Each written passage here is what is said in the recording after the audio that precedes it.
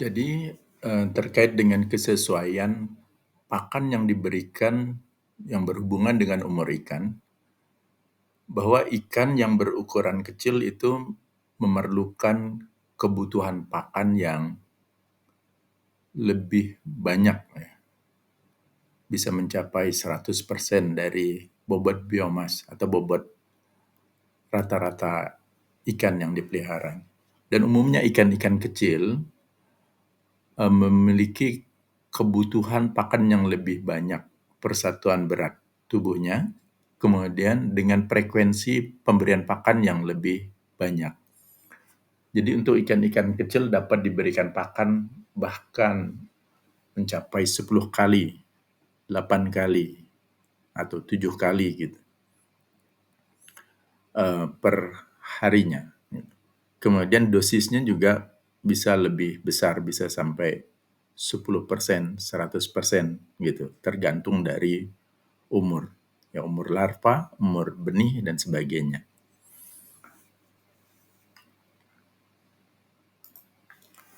Nah, pemberian pakan buatan atau pakan buatan tadi sudah disinggung di atas bahwa pakan buatan adalah kombinasi beberapa bahan baku pakan yang dibuat melalui suatu proses sehingga dapat dikonsumsi oleh ikan. Jadi bahan-bahan yang digunakan itu disusun sedemikian rupa dengan mempertimbangkan jenis ikan yang dipelihara. Jenis ikan-ikan karnivor tadi sudah dikemukakan di atas itu lebih banyak, akan lebih baik komposisi penyusun pakan buatan tersebut berasal dari protein atau bahan-bahan hewani untuk ikan karnivor. Sedangkan untuk ikan-ikan herbivora seperti grass carp, kemudian ikan kaloi ataupun sejenisnya, yaitu ikan yang mengkonsumsi secara alami pakan dari tumbuh-tumbuhan, maka komposisi pakan untuk pembuat pakan buatannya itu lebih banyak bersumber dari protein nabati, baik itu dari kedelai, dari jagung, dan sebagainya. Sedangkan untuk ikan-ikan karnivor lebih banyak dipergunakan dari bahan-bahan hewani seperti tepung ikan, tepung bekicot, dan sebagainya. Nah, berdasarkan jenis pakan tadi di atas sudah dikemukakan bahwa ada yang berbentuk cair, dalam bentuk pasta, dalam bentuk tepung, kapsul, dalam bentuk remah, ataupun pelet. Untuk ukuran pelet juga berbagai jenis ukuran, dari ukuran kecil sampai ukuran besar yang diperuntukkan baik untuk benih, masa pembesaran, ataupun untuk indukan. Kemudian jenis pakan tadi juga sudah dikemukakan, ada jenis yang terapung, itu pada saat diberikan maka dia akan mengapung dalam waktu yang cukup lama di permukaan. Sedangkan untuk pakan yang melayang, itu pada saat diberikan kepada ikan, dia akan langsung turun di bawah permukaan air. Dia akan melayang-layang di kolom air. Nah, ini ditujukan pada ikan-ikan yang memiliki kebiasaan makan tidak di dasar juga tidak di permukaan. Tadi sudah diberikan contoh jenis ikan seperti ini diantaranya adalah ikan bandeng. Sedangkan untuk pakan tenggelam itu diperuntukkan untuk ikan-ikan yang secara umum kebiasaan mencari makannya di dasar kolam. Seperti udang, tadi sudah diberikan contoh, udang, kepiting adalah jenis-jenis pakan yang cocok adalah pakan tenggelam. Kemudian jenis pakan ikan buatan berdasarkan tahapan budidaya. Nah, tadi bahwa ada tahapan pembenihan. Nah, untuk tahapan pembenihan biasanya pada pasca atau pos larva gitu, setelah kuning telur habis, maka dalam fase pembenihan gitu, ikan-ikan larva ataupun pos larva itu diberikan pakan alami. Jadi pakan alami. Nah, kemudian untuk menunjang ketersediaan pakan alami. Kalau pakan alami tidak tersedia dalam jumlah yang cukup, maka diberikan pakan dalam bentuk tepung, ya, dalam bentuk tepung ataupun powder ya.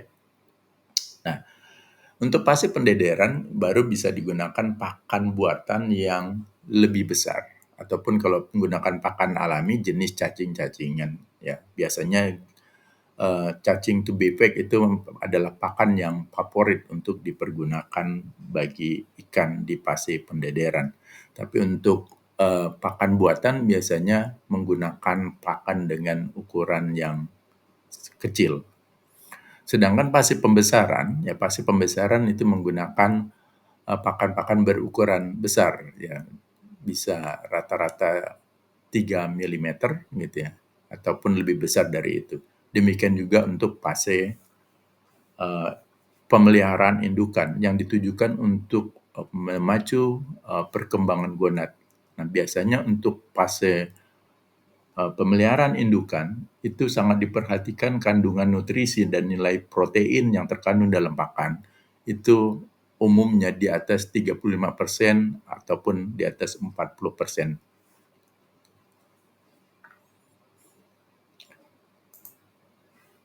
Nah, kemudian berikutnya adalah yang harus diperhatikan dalam manajemen pemberian pakan, yaitu terkait dengan dosis dan frekuensi pemberian pakan.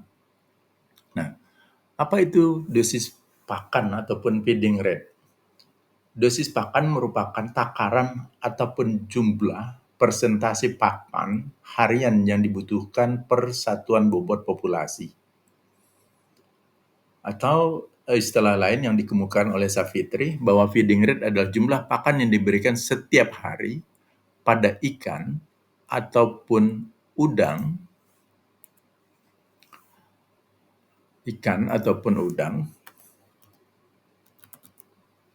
dan dihitung berdasarkan biomasa. Nah, contohnya seperti tabel di sebelah kanan ini ataupun di bawah ini ya. Ini sudah ditetapkan gitu ya, sebagai contoh gitu bahwa dosis pakan itu kalau untuk kakap putih ya, untuk ukuran ikan dengan berat 5 sampai 20 gram per ekor, maka dosis pemberian pakannya 2 sampai 4% per bobot biomasa. Sedangkan untuk ikan dengan berat 20 sampai 100 gram per ekor, dia akan lebih kecil. Persentase atau dosis pemberian pakannya yaitu 1,5 sampai 2% saja per harinya. Sedangkan untuk ukuran yang lebih besar, 100 sampai 200 gram, dosis ataupun persentase pemberian pakannya juga akan lebih kecil, yaitu 1,2 sampai 1,5% per harinya. Diikuti dengan yang 200 sampai 300 gram per ekor, maka pemberian pakannya per hari 1 sampai 1,2% dan akan lebih kecil jika berat per ekornya lebih dari 300 gram, maka dosis pemberian pakan atau persentase pemberian pakannya 0,8 sampai 1% saja setiap harinya. Nah, kalau tabel yang di atas ini terkait dengan untuk ikan nila ataupun ikan lele.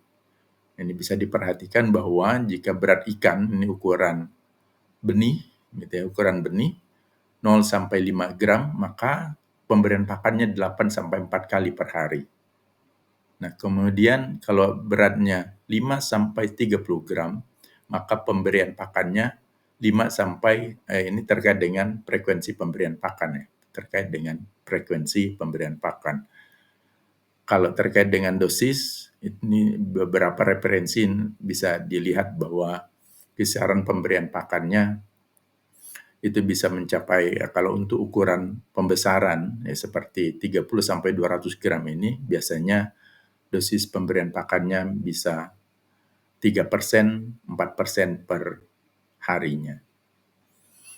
Dan itu dikalikan dengan bobot biomas. Nah, bagaimana cara menghitung? Ya, menghitung dosis pakan ataupun kebutuhan pakan harian. Nah, ini terdapat rumus ya, rumus untuk menentukan jumlah pakan harian yang diberikan pada ikan yang dipelihara. Cara menghitungnya adalah tentukan dulu bobot biomas ya. Bobot biomasnya adalah mengalikan dengan bobot rata-rata ikan. Jadi per ekornya berapa gram, berapa kilogram, kemudian dikalikan jumlah ikan yang dipelihara saat kita memberikan penyelesaian pakan. Jadi bobot rata-rata ini adalah bobot ikan per ekor. Misalnya, jika dari hasil sampling ataupun pengukuran ikan, kita lakukan penimbangan didapatkan rata-rata per ekornya 10 gram, ya 10 gram, kemudian jumlah ikan ditebar itu ada 100 ekor, maka berat biomasanya adalah 1000 gram, 1 kilogram berat biomasanya. Tapi kalau berat rata-rata, kalau ikan yang dipelihara itu 10.000 ekor dengan berat rata-rata tadi itu 10 gram, maka bobot biomasnya adalah 100.000 gram atau 100 kilogram. Nah, berapa kebutuhan pakan hariannya? Tinggal dikalikan dengan dosis ataupun persentase pakan yang kita tetapkan. Kalau dalam ini contohnya 3%, maka tadi 100 kilogram dikali 3%, berarti maka kebutuhan pakan hariannya, pakan yang diberikan setiap harinya adalah 3 kilogram untuk 10.000 ekor. Karena bobot biomasnya secara keseluruhan ikan yang dipelihara adalah 100 kilogram. Jadi tinggal dikalikan 100 kilogram dikali dengan 3%, maka akan dapat 3 kilogram. Dan itu diberikan dalam satu hari atau 24 jam. Jadi, kalau bobot rata-rata ikannya itu 1 kilogram, misalnya, contoh yang kedua adalah 1 kilogram. Sementara ikan yang dipelihara itu ada 1000 ekor, maka 1 kilogram dikali 1000 ekor, maka akan ada 1000 kilogram ataupun 1 ton. Nah, 1000 kilogram dikalikan dosis yang ditetapkan, disesuaikan dengan umur ikan tadi itu, maka diperlukan 3 kali 1000. Maka diperlukan 3% dikali 1000, maka diperlukan setiap hari 30 kilogram. Itu diberikan satu hari 24 jam. Nah, terkait dengan frekuensi pemberian pakan, hubungannya dengan frekuensi pemberian pakan. Apa yang dimaksud dengan frekuensi pemberian pakan? Adalah jumlah pemberian pakan per satuan waktu. Misalnya, dalam satu hari diberikan 3 kali. Kadang ada yang menetapkan 2 kali, atau diberikan selama sebanyak 6 kali, 4 kali, dan sebagainya. Nah, seperti yang ada pada tabel di sebelah kanan ini, contohnya ya. Untuk ikan nila, ikan lele yang beratnya tadi itu 200 sampai 600 gram nih misalnya, ini kan diberikan 3 kali. Nah, kalau tadi bobot biomasanya itu 1000 kilogram ataupun 1 ton, ya, maka dikali dengan 3%, pakan hariannya adalah 30 kilogram. Nah, tinggal dalam satu hari kalau ditetapkan 3 kali bisa dibagi. Apakah pertama, pemberian pertama itu 10 kilogram, kemudian yang kedua, pemberian yang kedua itu 10 kilogram lagi, kemudian pemberian yang ketiga itu 10 kilogram lagi. Nah, itu diberikan 30 kilogram 3 kali, diberikan 3 kali sehari dalam waktu 24 jam. Nah, nanti ada hubungannya dengan waktu pemberian pakan. Ya, waktu pemberian pakan. Tapi yang harus dipahami di sini adalah yang pertama terkait dengan penentuan feeding rate atau dosis pakan yang diberikan pada ikan ataupun udang yang dipelihara, yang itu mempertimbangkan bobot biomasa ataupun bobot populasi ikan yang dipelihara. Untuk menentukan bobot biomasa ataupun berat bobot populasi ikan yang dipelihara, caranya adalah mengalihkan berat rata-rata ikan per ekor dengan jumlah ikan yang dipelihara. Nah, kalau sudah mendapatkan bobot biomas populasi, baru untuk menentukan pakan hariannya, jumlah pakan hariannya atau feeding rate, itu dikalikan dengan dosis yang ditetapkan atau persentase pakan harian yang ditetapkan. Kalau ditetapkan itu 4%, ya 4%, maka bobot biomas dikalikan 4% dan seterusnya. Kemudian untuk frekuensi pemberian pakan, nanti dari total pakan harian yang didapatkan dari perhitungan jumlah pakan harian tinggal dibagi 3, dibagi 2, dibagi 4 gitu, tergantung dari berapa kali pakan itu akan diberikan. Ingat, yang harus diperhatikan frekuensi pemberian pakan itu mempertimbangkan bobot ikan. Jadi seperti tabel yang ada di sebelah kanan ini, untuk ikan yang 5 sampai 30 gram untuk ikan nila dan lele bisa diberikan 5 sampai 4 kali. Kemudian terkait dengan cara dan waktu pemberian pakan. Nah, waktu pemberian pakan itu ya orang mengenal ya bisa jadi dengan dua waktu, yaitu pada pagi hari ataupun sore hari. Tetapi terkait dengan frekuensi pemberian pakan gitu. Untuk waktu pemberian pakan itu bahkan bisa pagi hari, siang hari, sore, bahkan malam hari. Jadi itu akan ada hubungannya, korelasinya antara frekuensi pemberian pakan dengan waktu pemberian pakan. Nah, apakah akan diberikan pagi hari, siang hari, sore, ataupun malam hari? Itu yang menjadi pertimbangannya adalah kebiasaan makan, kemudian kecepatan pencernaan makan dari udang ataupun ikan yang kita pelihara. Contoh, udang karena memiliki lambung semu atau saluran pencernaannya itu sangat pendek sepanjang tubuh udang tersebut, sehingga udang akan cepat kenyang. Kemudian juga akan cepat lapar. Nah, maka kalau pakannya itu dosis hariannya sudah ditetapkan, kemudian itu diberikan hanya 2 kali sehari, maka pemberian pakan itu akan berlebihan. Jatah pertama dan jatah kedua itu akan melebihi dari kemampuan udang untuk mencernanya. Makanya dalam usaha budidaya udang, biasanya diterapkan pemberian pakan itu 4 bahkan sampai 6 kali per hari atau 1 kali 24 jam. Dengan rentang waktu setiap 4 jam diberi makan, setiap 4 jam diberikan pakan, seperti itu. Nah, kenapa demikian? Karena udang akan cepat kenyang karena lambungnya sangat kecil, kemudian saluran pencernaannya sangat pendek, dia akan cepat kenyang dan dia akan cepat lapar. Jadi dalam waktu 4 jam, dia akan lapar kembali dan dia mendapatkan jatah makanan pada periode berikutnya. Kira-kira seperti itu. Tetapi untuk ikan-ikan yang memiliki lambung lebih besar, biasanya frekuensi pemberian pakannya lebih sedikit. Bisa hanya 2 kali, bisa hanya 4 kali, atau bahkan 3 kali, seperti itu. Nah, kemudian pemberian pakan seperti ikan lele, itu karena lebih aktif pada sore hari ataupun malam hari, biasanya persentase dari 3 kali pemberian pakan, maka porsi yang ketiga pada malam hari itu akan diberikan lebih banyak. Contohnya seperti ini. Jika pemberian pakan harian itu memerlukan pakan hariannya itu 100 kilogram, maka pemberian pakan pada pagi hari atau menjelang siang itu bisa diberikan 20 kilogram, kemudian pada sore hari bisa diberikan 20 kilogram ataupun 30 kilogram, gitu.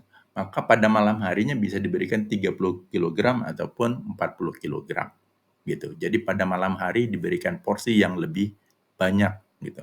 Karena apa? Karena ikan lele dia akan lebih aktif makan pada malam hari. Jadi itu terkait dengan waktu pemberian pakan. Nah, kemudian, nanti ada beberapa hal yang diperhatikan terkait dengan cara pemberian pakan. Nah, cara pemberian pakan ada 2 yang dikenal secara manual. Nah, secara manual ini yang dimaksud adalah kita memberikan pakan itu secara langsung menggunakan tangan seperti itu, dengan cara ditebar secara merata. Ditebar secara merata di permukaan kolam ataupun permukaan tambak. Ada juga pemberian untuk ikan-ikan tertentu, terutama lele misalnya, benih lele ukuran kecil itu pada titik tertentu, seperti itu, di satu titik. Nah, itu yang harus diperhatikan. Kemudian cara yang lain adalah menggunakan alat. Nah, penggunaan alat ini banyak jenis gitu, ada yang auto feeder, jadi secara otomatis gitu di-setel mengenai waktu-waktu pemberian pakannya. Ada juga menggunakan sistem kontrol, menggunakan IT. Sekarang sudah punya pemberian pakan seperti itu. Nah, nanti yang harus diperhatikan cara pemberian pakan itu nanti dalam untuk tambak udang khususnya itu akan dievaluasi. Evaluasi apakah terkait dengan nafsu makan ikan, kemudian faktor-faktor kualitas air yang mempengaruhi nafsu makan ikan, ada tidaknya sisa pakan, kemudian kurang atau tidaknya setiap frekuensi pemberian pakan, waktu pemberian pakan. Nah, itu nanti akan disesuaikan. Biasanya kalau jatah pagi hari itu dia 3 kilogram misalnya, tahu-tahu setengah jam ataupun 1 jam sebelum pemberian pakan, cek ancau biasanya di udang itu ternyata habis gitu, nah itu biasanya akan ditambahkan. Itu akan lebih detail kita akan bahas pada sesi pertemuan berikutnya. Baik, saya kira itu untuk materi yang kita diskusikan pada kesempatan kali ini. Ini ada evaluasi terkait dengan materi yang telah disampaikan sebelumnya. Silakan dikerjakan pada kertas folio bergaris, kemudian nanti dikumpulkan. Namun sebelum dikumpulkan dalam bentuk fisiknya, silakan di-scan ataupun difoto dan dikirim melalui email ataupun WhatsApp pribadi Pak Budi. Ada 8 komponen pertanyaan yang silakan Anda kerjakan. Yang pertama adalah jelaskan pentingnya manajemen pakan dalam budidaya ikan dan udang. Kemudian yang kedua, jelaskan yang dimaksud dengan keamanan pakan. Kemudian yang ketiga adalah jelaskan yang dimaksud nilai bioekonomis pakan. Kemudian yang empat, jelaskan yang dimaksud dengan nilai ubah ataupun konversi pakan. Kemudian yang kelima, jelaskan yang dimaksud pakan alami dan pakan buatan. Perbedaannya itu apa? Yang keenam adalah sebutkan dan jelaskan komponen-komponen yang harus dipertimbangkan ataupun diperhatikan dalam manajemen pemberian pakan. Dan yang ketujuh adalah jelaskan bagaimana menentukan feeding rate ataupun pakan harian ikan ataupun udang. Kemudian yang terakhir, yang kedelapan, jelaskan keunggulan serta kelemahan dari pemberian pakan secara manual dan menggunakan alat. Saya tambahkan sebelumnya ya, terkait dengan pemberian pakan manual ya. Keunggulannya adalah kita bisa mengontrol, kita bisa memperhatikan gitu ya. Pada saat kita berikan pakan ikan gitu, kita tidak berikan secara langsung sehingga kita bisa kontrol. Pada saat ikan tidak memiliki nafsu makan yang baik, kita bisa tahan, kita tidak berikan pakan itu secara keseluruhan. Nah, itu keunggulan. Hanya kelemahannya adalah kita memerlukan waktu. Ya, perlu tenaga seperti itu. Kadang juga diganggu oleh cuaca. Untuk tambak dengan areal yang lebih luas itu kelemahannya di situ. Biasanya operator itu akan ogah-ogahan, enggan akan turun memberikan pakan. Sedangkan untuk yang pakan menggunakan alat ataupun auto feeder itu akan otomatis pemberian pakan akan terjadwal sesuai dengan waktu yang diberikan. Hanya kelemahannya adalah tidak bisa mengontrol terkait dengan jika terjadi penurunan nafsu makan ikan ya penurunan nafsu makan ikan, maka pakan akan tetap diberikan sesuai dengan jatah yang diberikan sesuai dengan timeline ataupun waktu yang telah ditetapkan. Itu tadi karena poin yang ke-8 ya belum Pak Budi jelaskan, ya belum saya jelaskan terkait dengan keunggulan dan kelemahannya. Itu bonus, silakan dikerjakan. Baik, saya kira demikian. Terima kasih atas waktunya. Selamat mengerjakan. Assalamualaikum warahmatullahi wabarakatuh.